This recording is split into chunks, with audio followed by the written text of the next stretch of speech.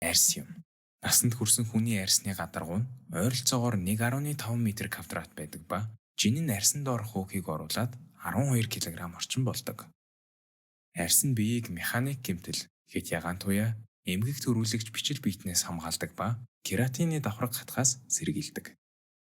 Мөн биеийн температурын зохицуулалт чухал үүрэг гүйцэтгэнэ. Арьс бол бидний хамгийн том мэдрэхүн эргэтэн ба рецепторууд нь халуун хүйдэн механик цочрлыг мэдрэхэд чухал үүрэг гүйцэтгэдэг. Булчингууд нь хөдөлгөөний идэвхтэй эргэтэн юм. Хүний биед 350 орчим арга ёсны булчин байдаг бөгөөд энэ нь биеийн жингийн 50 орчим хувийг эзэлдэг. Урт, богино, хавтгай, цагирах хэлбэртэй булчингууд байдаг. Булчингууд нь шүрмсөөр ясанд бэхлэгдэнэ. Насанд хүрсэн хүний арга яс 206 яснаас тогтдог. Яс нь их хэмжээний жинг даахын тулд хатуу байхын зэрэгцээгээр уян хатан байдаг.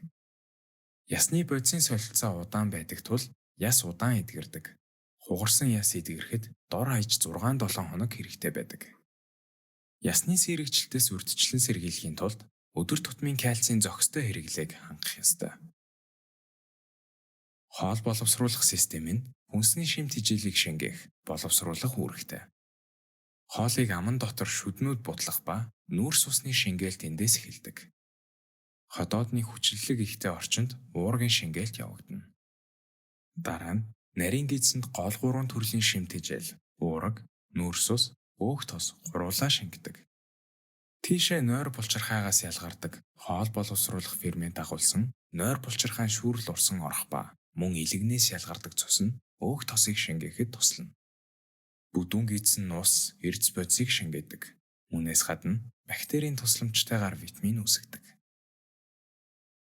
Бидний бие дэх катаболик үйл явц нь хүчил төрөгч шаарддаг бөгөөд үр дүнд нь нүүрс төрөгчийн давхар эслийг ялгаруулдаг. Энэхүү хүчил төрөгчийн шингээх, нүүрс төрөгчийн давхар эсэл ялгаруулах үйл явц нь уушгинд явагддаг. Тайван нөхцөлд бид минутанд дунджаар 16 удаа амьсгал авах бүрдээ ойролцоогоор хагас литр агаар сольдог. Уушигны нэгэн түгээмэл ноцтой өвчин нь уушигны хорт хавдар ба үүний үүсэх магадлалыг нь тамхи таталт ихээхэн нэмэгдүүлдэг. Бидний бие дэх цусны судасны сүлжээ нь зүрх судасны системийг бүрдүүлэх ба энэ нь 2 тойрогоос бүрддэг. Том тойрог нь биеийн бүх эрхтнүүдийг хүчил төрөгчөөр баялаг цусаар хангаж, оронд нь бодисын солилцооны үед ялгарсан нүүрс төрөгчийн давхар эслийг авч явна.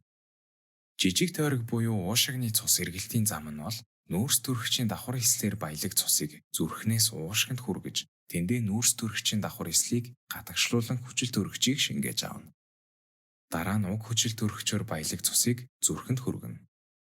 Зүрх агшилтаараа цусыг судсаа шахаж, цусны эргэлт явагдана. Тогтмол дасгал хөдөлгөөн хийж, эрүүл, өөх тос багтай хоолны дэглэм барин, тамхи татхаас зайлсхийснээр бид зүрх судасныхаа эрүүл мэндийг хадгалж чадах болно. Бие тэрэггүй хортой бодисуудыг зайлуулах үүргийг бөөр гүйцэтгэнэ. Бөөрнүүд нь өдөрт 1.5 литр шээс ялгаруулдаг. Шээс нь давсганд хуримтлагдана, дараа нь шээсний сувгаар дамжин биеэс хадагшилдаг. Шээсний системийн нийтлэг өвчин бол пиелит буюу бөөрийн твшинцрийн өрөвсөл юм. Үүний шинж тэмдгээр шээсэнд уургийн агуулга илэрдэг.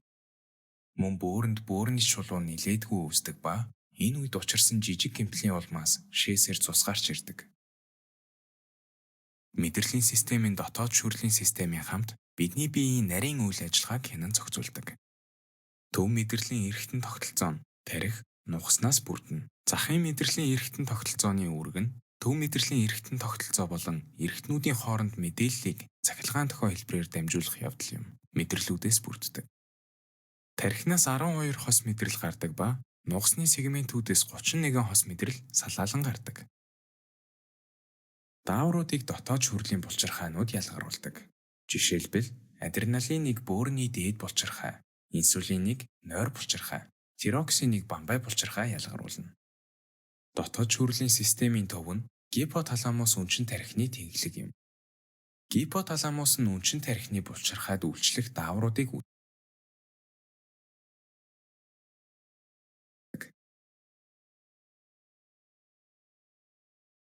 даавруудын нөлөөгөөр үнчин тарих дааврууд ялгаруулж эхэлнэ. Энэ дааврууд нь цааш бусад дотоод шүүрлийн булчирхайг өдөөдөг.